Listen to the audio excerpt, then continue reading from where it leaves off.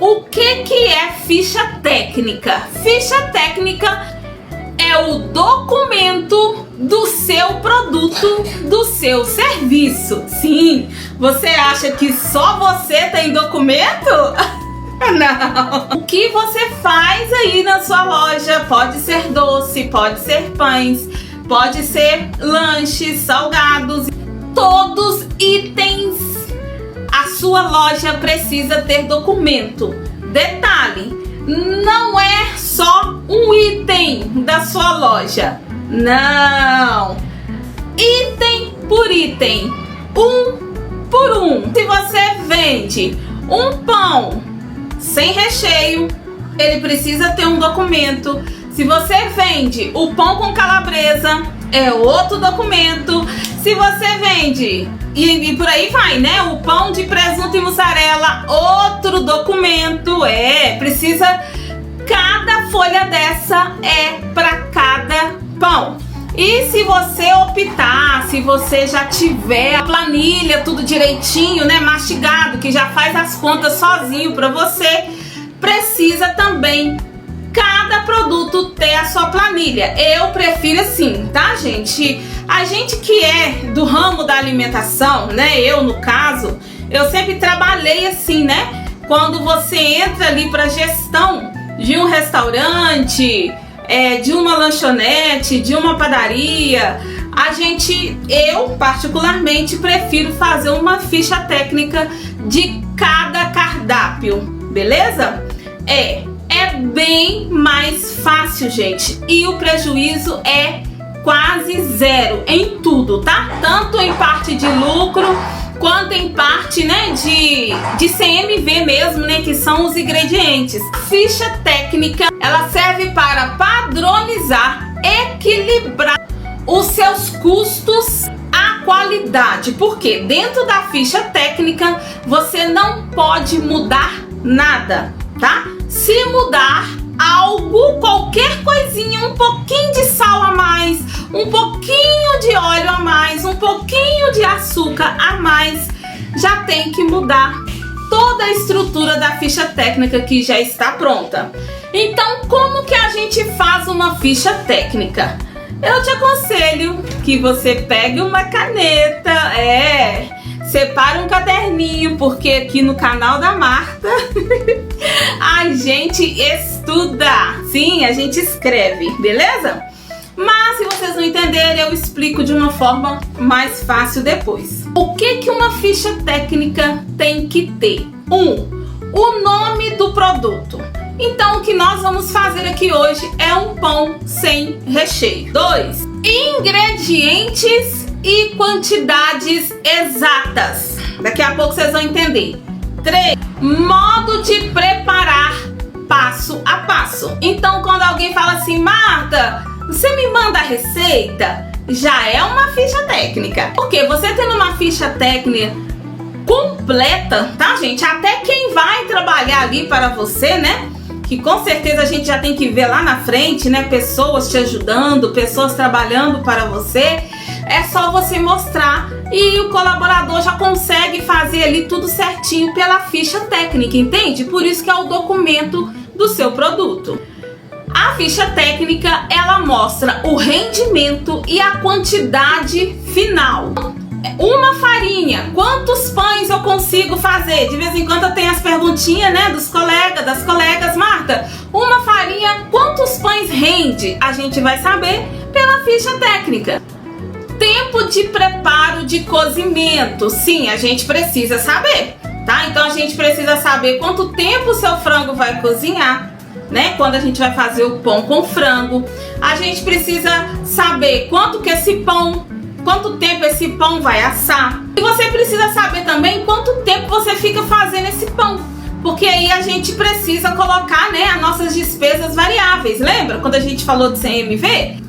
Custo de cada ingrediente e custo total. A gente vai lá e compra o frango. A gente precisa ficar esperto nisso. Chama fator de correção. Já ensinei também no vídeo passado como a gente tira esse fator de correção para daí você realmente fazer as suas contas.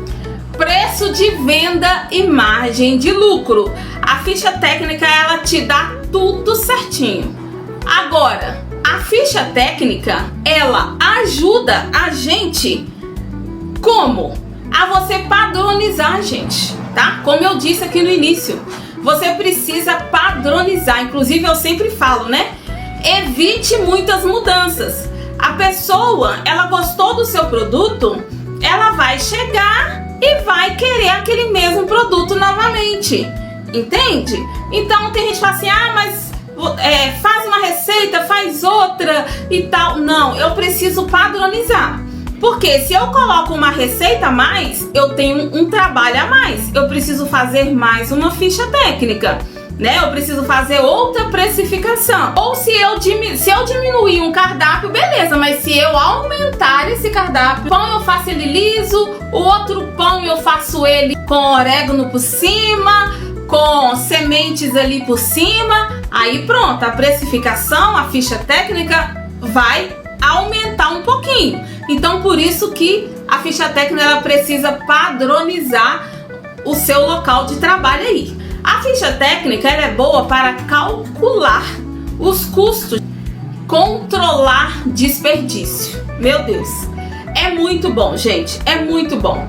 Sabe aquela coisa que a nossa avó sempre falou, a nossa mãe? Ah, vou colocar aqui tudo de uma vez. Não, é muito importante, gente, eu não peguei aqui não, mas é muito importante você ter o copo medidor. Ah não, eu já tenho costume, eu só uso essa xícara aqui mesmo. Não, gente, uma hora essa xícara pode cair mais, outra hora ela pode cair menos um pouquinho. Cada xícara tem um tamanho, tá? Então a gente não vai confiar em xícaras, beleza? Nós vamos confiar no copo medidor. Se você quer iniciar, eu acredito que a maioria aqui já tem esse copo medidor. Precisamos ter balança. Sim, gente, não tem como fazer uma ficha técnica se você não tem balança.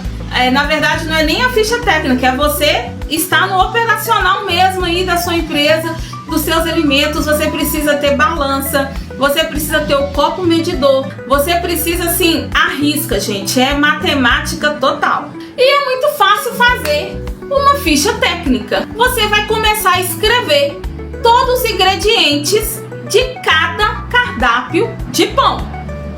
O que eu uso no pão primeiro para eu fazer a massa? Eu particularmente, eu gosto de usar o leite. 500 ml de leite, escreve aí. Ou então você vai escrever a sua própria receita. Se for água, coloca também. Assim que eu coloco o leite, é bom que já colocamos o fermento, porque o fermento, ele já vai ativando ali no líquido, tá? Todo fermento biológico, ele ativa junto com líquido e açúcar. Os primeiros que devem ser colocados é o leite, uma colher cheia de sopa de fermento, beleza? Que dá aproximadamente 10 gramas. Eu compro desse aqui, de 500 gramas.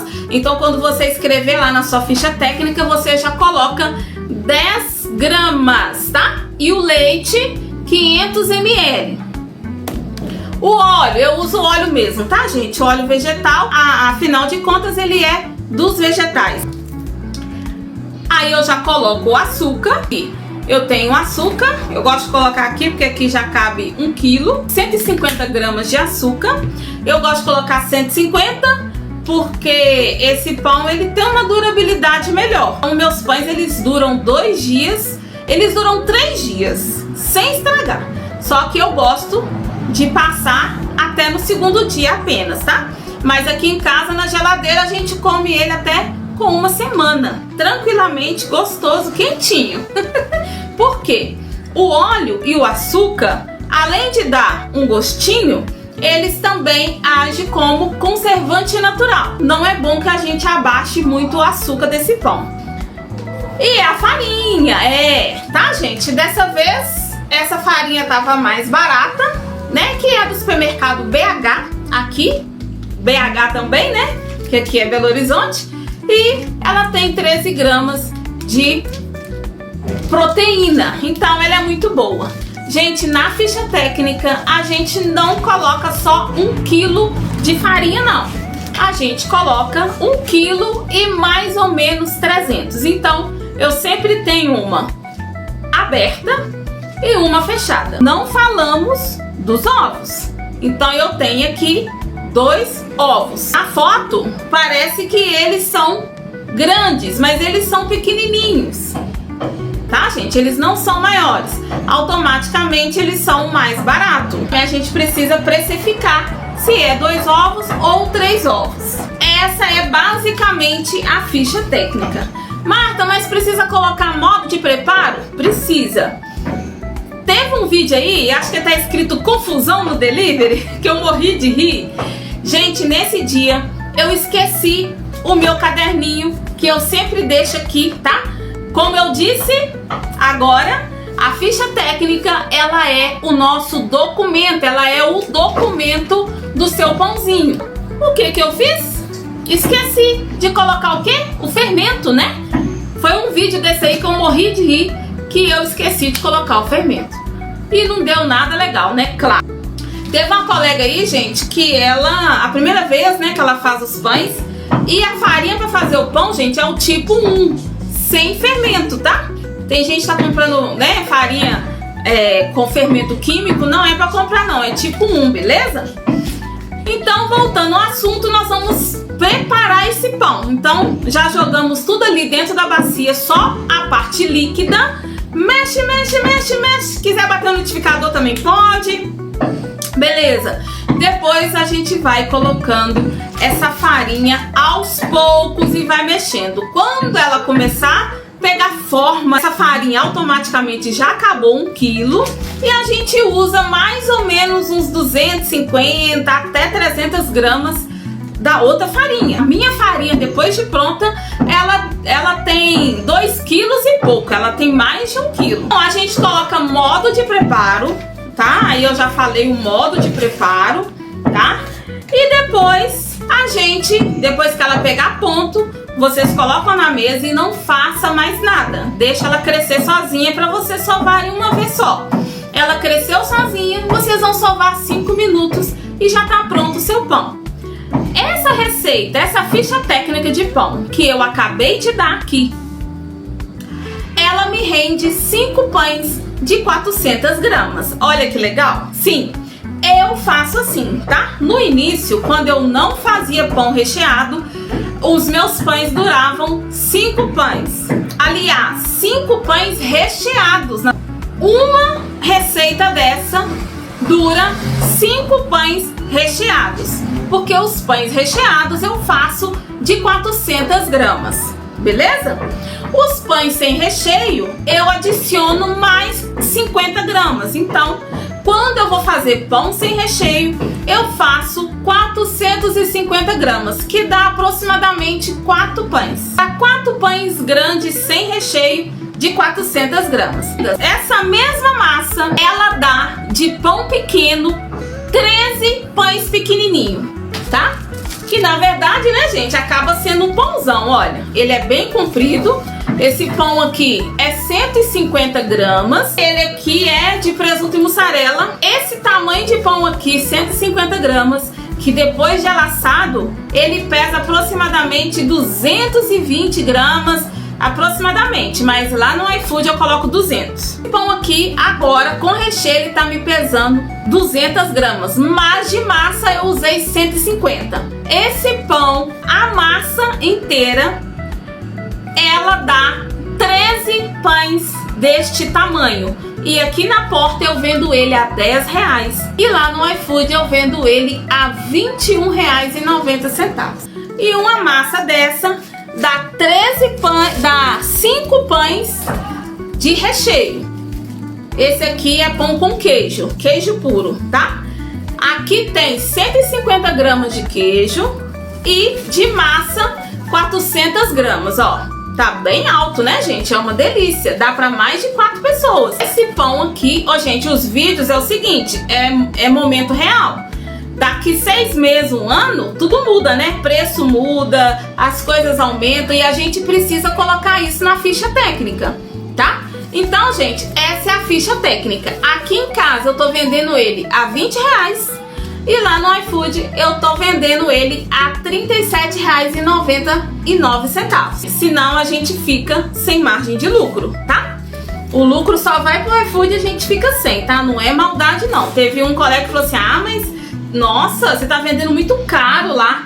Mas não é não, tá, gente? Ele volta pra mim a R$20, tá?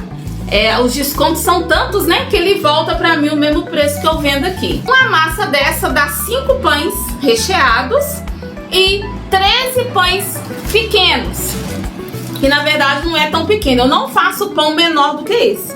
Esse é o produto Isca e esse pão é o menor, tá? Que é de 150 gramas. E esse aqui é de 400 gramas, que pra mim, olha a altura. Esse foi o que eu fiz agora, que ficou a madrugada crescendo e eu assei pela manhã. Beleza? Então, gente, ficha técnica é basicamente isso. Vou deixar só uma continha básica aqui pra gente entender, né, o que eu tô falando. Nós vamos colocar lá 1 quilo de farinha. Essa farinha aqui em Minas Gerais, em Belo Horizonte, ela tá custando R$ 3,09, tá? Tem hora que o mais caro que ela fica é R$ 3,80, tá? Mas nunca chega a R$ 4 não, beleza? Só que como eu uso umas 300 gramas dessa, eu fiz as contas também.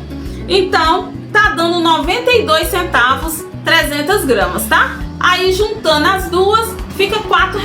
Eu coloquei, então, por exemplo, o leite, 500 ml de leite. Como que você vai fazer essa precificação? Você vai colocar 500 ml dividido por 1000, porque o leite tem 1 litro, tá?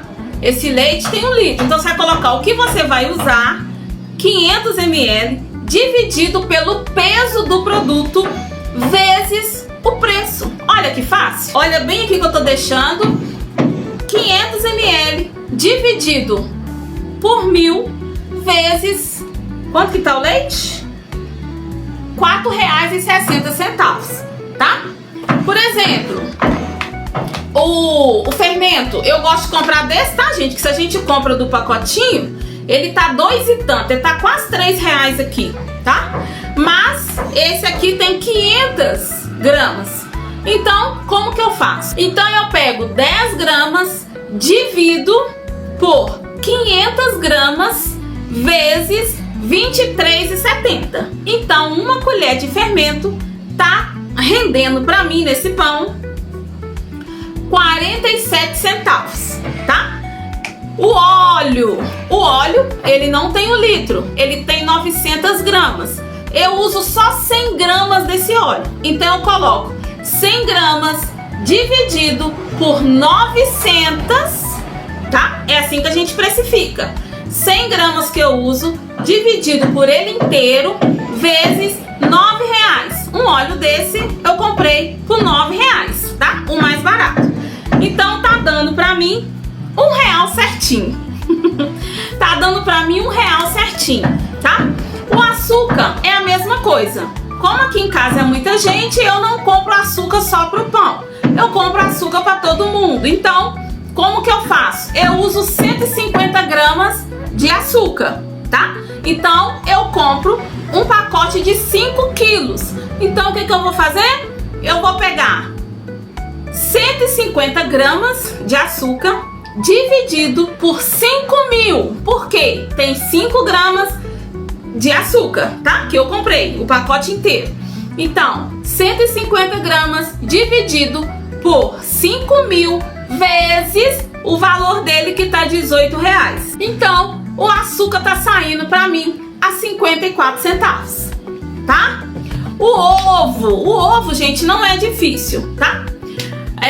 O ovo menor, o ovo bem pequenininho, esse aqui, não sei se na câmera tá aparecendo, ele é bem pequenininho. Ele tá saindo a R$18 ou 19, R$18,80 mais ou menos. Aí eu faço as contas, né? Eu divido quanto que eu vou usar por 30. Mas esse aqui, o maiorzinho que eu costumo comprar, ele tá R$21 mais ou menos. Então você divide, o ovo pra mim tá saindo quase R$1, tá? Então tá tranquilo. Aí muita gente me perguntou: Marta, como que você faz com gás? Gente, o gás, a cada fornada é mais ou menos 70 a 80 centavos. Não chega a R$1, porque o botijão que eu uso é de 3, tá? E dá certinho, gente. Eu uso 2 botijões e olha que eu faço muitos pães, mais de 2, 3 vezes ao dia e até à noite, tá? Principalmente feriado, né, e tudo. E ainda assim eu uso 2 gases no mês, apenas. Não aumenta e nem diminui. É todo o mês, todos os meses é a mesma coisa, tá? E olha que eu tenho 3 filhos, marido leva marmita, né? Os meninos estão adolescentes, come bastante. A Valentina toma mamadeira até hoje. Então assim, eu gasto bastante gás. E ainda assim eu uso apenas 2 botijões de gás. Esses pães, eles estão me rendendo 10, essa receita que eu acabei de mostrar pra vocês, ela está me rendendo R$10,31, tá? A receita inteira, tá? Aí eu divido essa receita que dá 5 pães, lembra? De 400 gramas. Eu divido essa receita por 5. Então eu vou dividir R$10,31 dividido por 5. Eu peguei R$10,31, dividi por 5, que tá me dando o valor de cada pão R$2,60, tá?